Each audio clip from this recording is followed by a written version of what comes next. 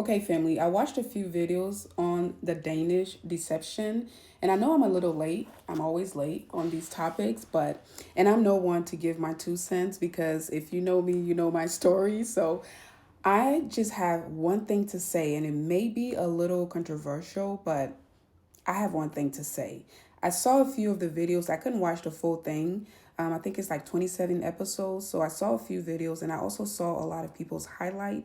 And I came to a conclusion. I'm not one to judge. We listen, we don't judge.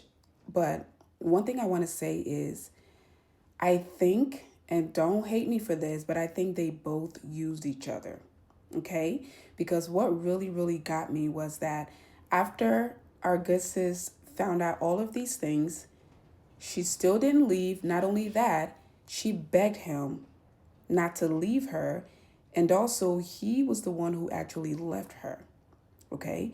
So apparently, the guy has a gambling problem and he basically got a whole bunch of money. He scammed her out of thousands of dollars, scammed her friends and family out of hundreds of thousands of dollars, and things like that. And he has a problem.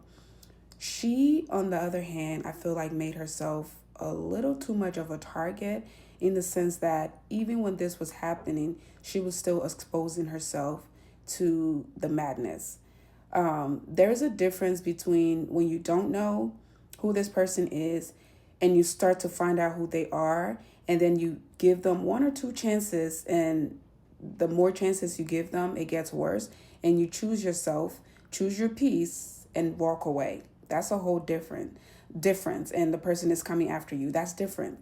But in this case, even after everything she saw and heard, she was still trying to fix the relationship.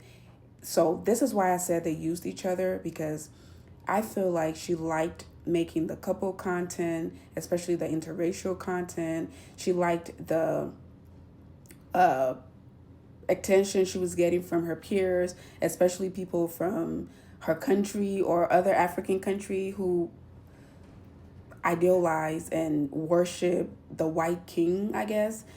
She liked it. She liked it a lot from the way she described him and the way she was just like, it wasn't, to me, it wasn't so much just love. And I'm not doubting that she loved him, but I think there was something underneath that. It was like a prize that she has won, and she had to do everything in her power to keep said prize.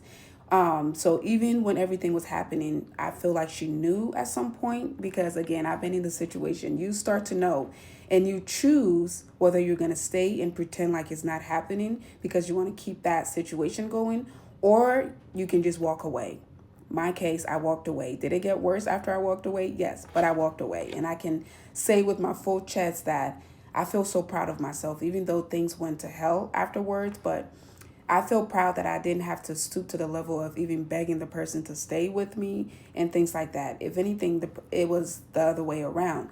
So I feel like, and this is just my opinion, that they both gained out of the relationship. And the guy is horrible. He should not be free or allowed to do this to anybody else. Hopefully, he's horrible for what he did to her and her friends and her family.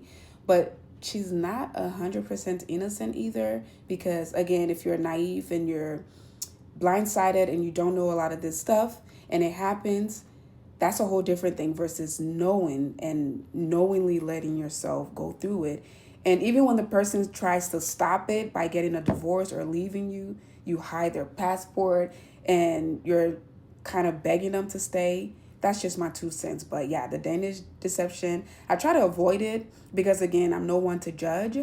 But it kept coming on my timeline and coming on my timeline. And a lot of you were asking me to give my 2 cents. So that's my 2 cents.